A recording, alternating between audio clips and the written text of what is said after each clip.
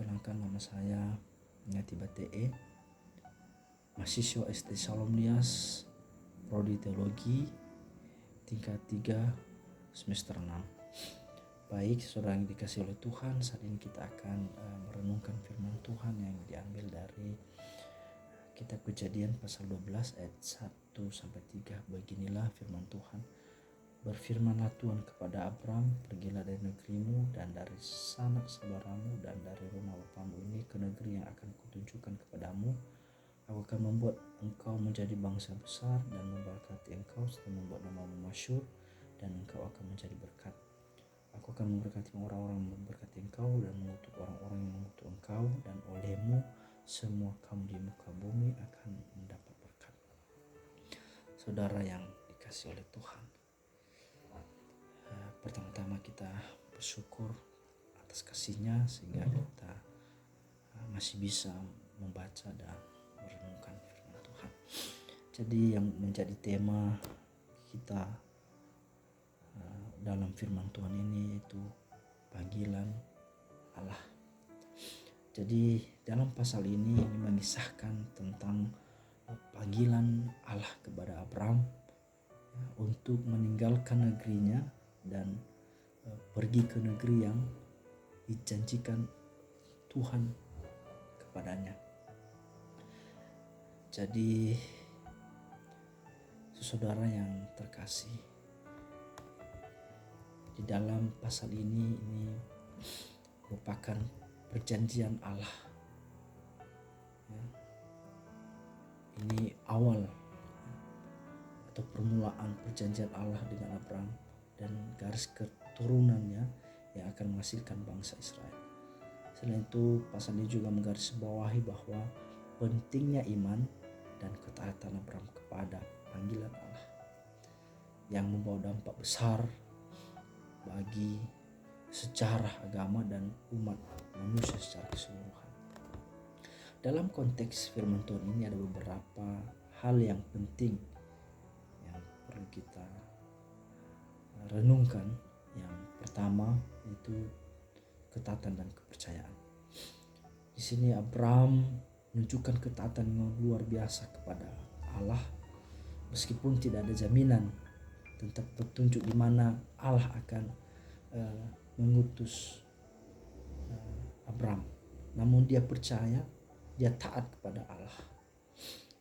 Yang menjadi refleksinya adalah ini mengajarkan kita untuk tetap taat dan percaya kepada Allah. Bahkan dalam situasi apapun kita harus taat dan setia kepada Allah. Yang kedua itu janji Allah.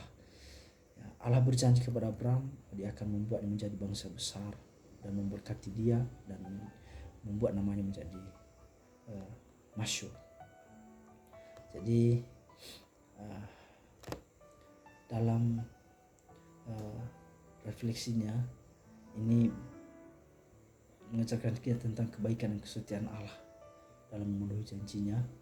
Meskipun kita menghadapi tantangan dan kesulitan, namun kita dapat mengandalkan janji-janji Allah untuk memberikan harapan dan pengharapan. Yang ketiga adalah kehendak Allah.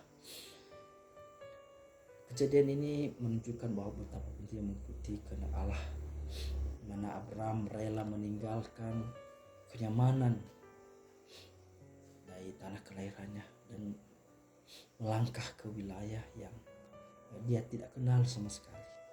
Ini mengingatkan kita bahwa untuk mencari kehendak Allah dalam setiap kehidupan kita dan mengikuti apa yang Tuhan kehendaki, meskipun itu